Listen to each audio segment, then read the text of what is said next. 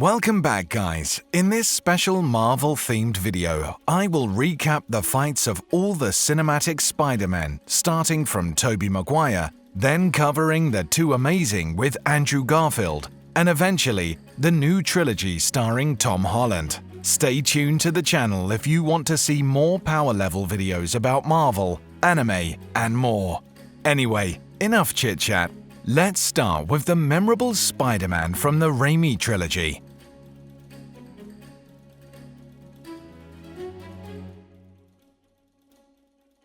Peter Parker is a very normal high school student, intelligent, clumsy, and unfit for combat.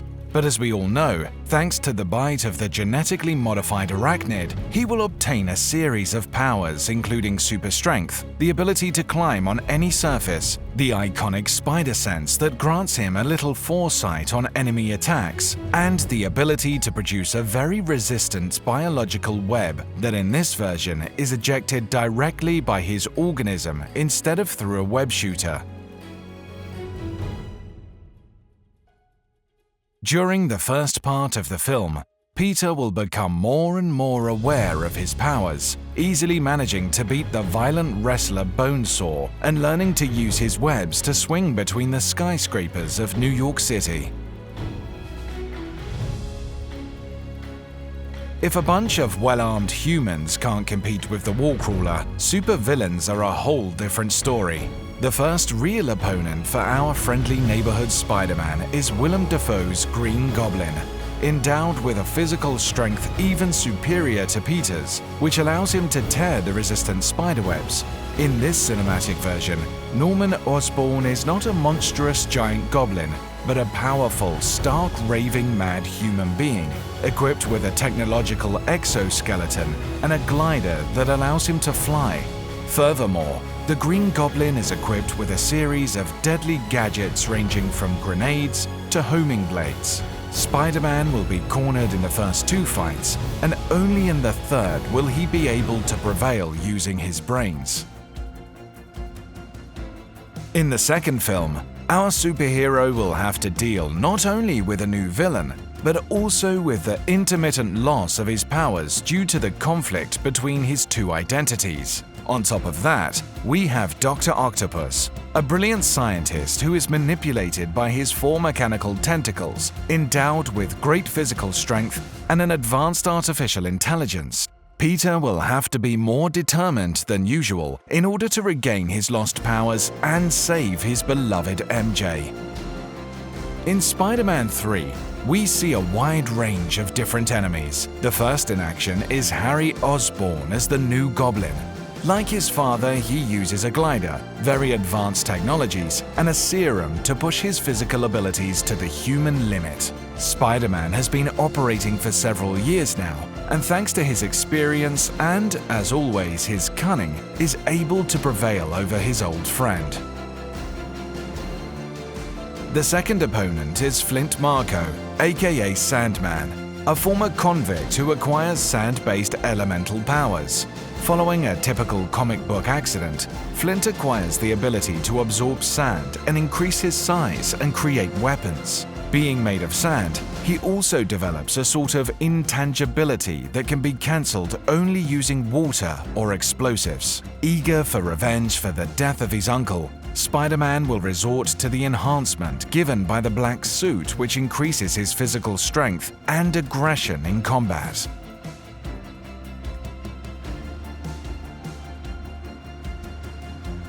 A black liquid symbiote brings havoc in Spider-Man's life. But when Peter decides to get rid of it, he will unintentionally give life to another iconic villain.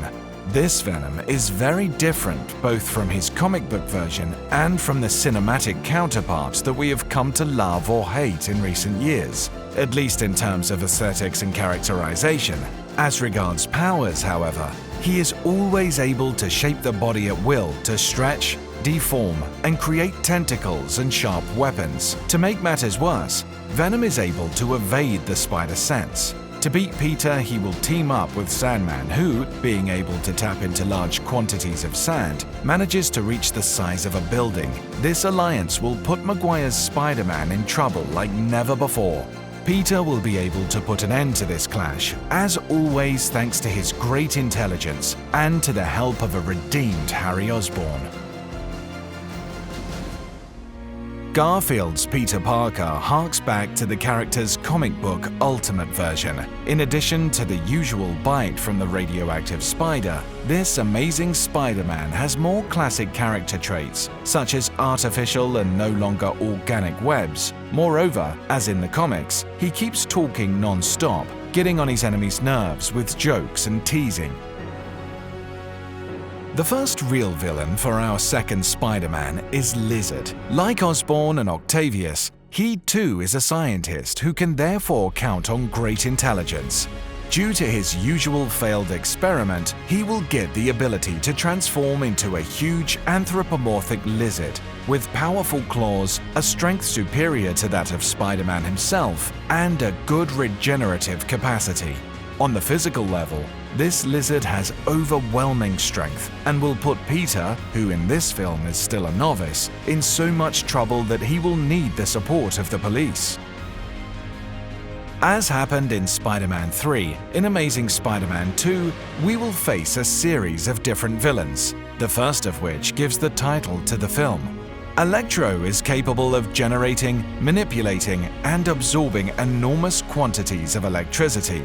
When his body is completely charged, he becomes superhumanly strong and fast, and able to transform into pure energy, making him extremely dangerous. The Osborn family is present even in the films of the Amazing Saga.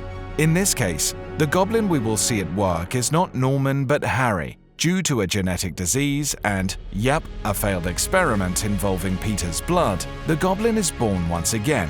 Spider-Man's nemesis, as always, is endowed with great strength, highly technological weapons, and a signature glider that will eventually cause the death of Gwen Stacy. In a hypothetical Amazing Spider-Man 3, we should have seen the Sinister Six, among which we find a reinterpreted version of Rhino, not organic but entirely cybernetic. Since we couldn't see him fighting, we know little about this criminal, but based on the classic version of Rhino, it's fair to guess that he is physically super strong, but not quite smart. With the introduction of Spider-Man in the MCU, we were able to see the character not only in a new trilogy, but also in a series of appearances in ensemble films. The first of these extras is in Civil War, where Holland's Spider-Man will find himself facing Winter Soldier and even Captain America. Although both are inferior to Peter in terms of mere physical strength, they are extremely superior in terms of experience and hand-to-hand combat skills. In fact, I think at this point Cap is still superior to Spider-Man who, despite the technological upgrade provided by Tony, is still a relatively young and inexperienced hero.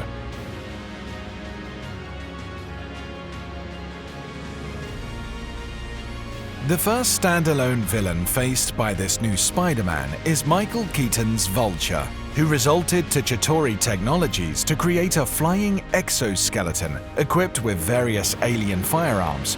We could almost consider Vulture as a distorted and monstrous version of Falcon, perhaps less fast and versatile than the Winged Avenger, but more brutal and physically strong.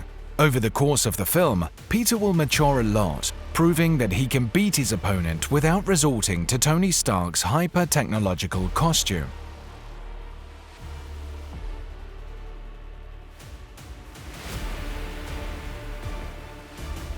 During the Infinity Saga, we will see Thanos' forces attack the Earth. Spider-Man will fight the Black Order alongside Iron Man with an important technological upgrade, the Iron Spider Armor, that gives Peter a series of additional fighting skills, including the implementation of 4 cybernetic spider limbs. In combo with Doctor Strange and the Guardians of the Galaxy, our friendly neighborhood Spider-Man will contribute to the fight with the Mad Titan, who at this point already has 4 out of 6 Infinity Stones. Resurrected after the blip, Spider-Man will take part in the Endgame final battle, where he will join a desperate relay race to take the Infinity Gauntlet away from Thanos. During this long and dangerous chase, he will be able to do away with several outriders of Thanos' army, again thanks to the new Iron Spider. In Far From Home, we find a very unorthodox villain. Quentin Beck, aka Mysterio, uses advanced drones to create illusions to appear much stronger than he really is. Nevertheless, he proves to be an insidious enemy who will be able to deceive even Spider-Man. To save the day, Peter will have to accept Tony Stark's legacy by creating a new super-equipped suit for the occasion.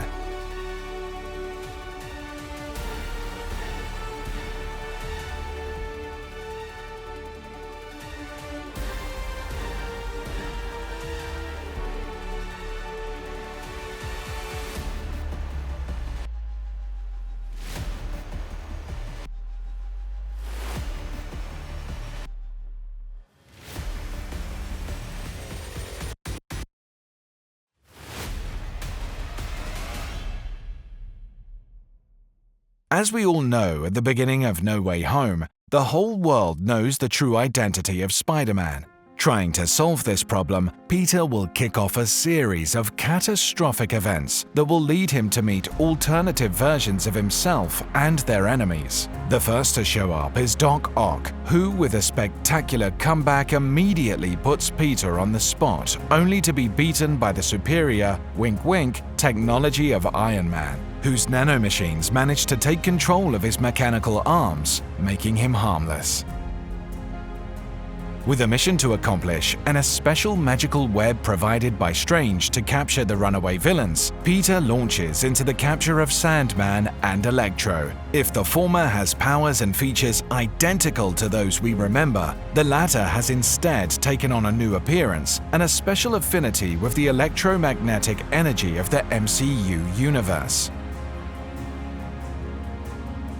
Due to divergent opinions, Spider-Man will have a short and animated clash with Doctor Strange, who is obviously on a completely different level of power. But even in this situation, the Wallcrawler will be able to temporarily seal the wizard in the mirror dimension, thanks as always to his cunning, agility, and a bit of plot armor.